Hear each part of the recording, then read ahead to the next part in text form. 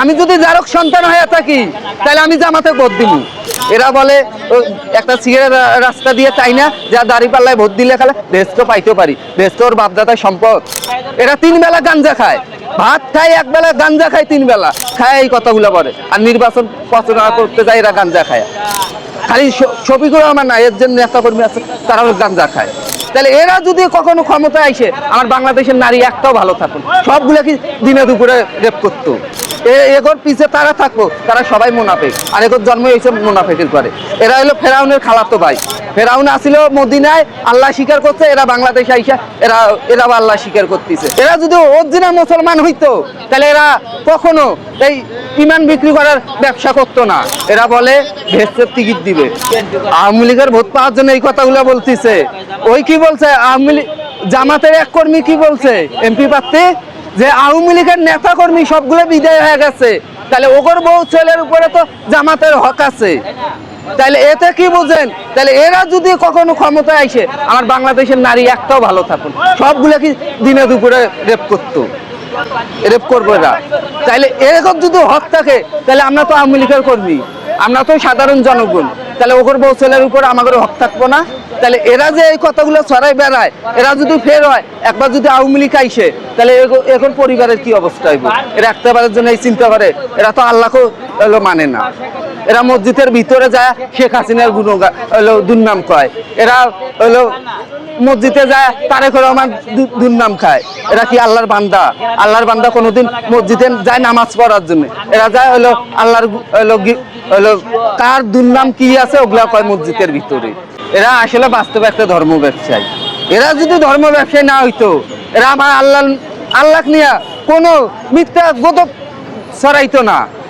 এরা যদি অরিজিনাল মুসলমান হইতো তাহলে এরা কখনো এই ইমান বিক্রি করার ব্যবসা করতো না।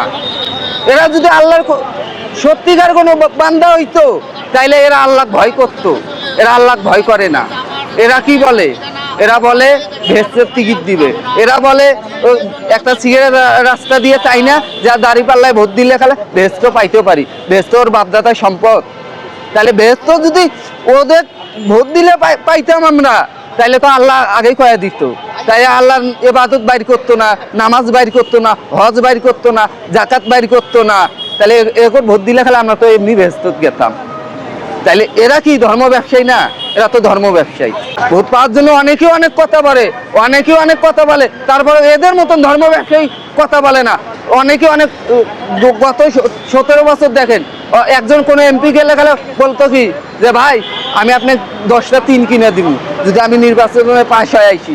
অনেকে আবার কেউ কাউকে যা বলতো যে আমি বাড়ি একটা করিয়া দিব অথবা রাস্তা করিয়া দিব। এগোর মতন ব্যস্ত টিকিট বেচত না। এরা ধর্ম ব্যবসায়ী জায়গায় এরা ব্যস্ত টিকিট বেচছে। এগোর পিছে তারা থাকবো, তারা সবাই মুনাফিক। আর এগোর জন্ম এইসব মুনাফিকের করে। এরা হলো ফেরাউনের খালাতো ভাই।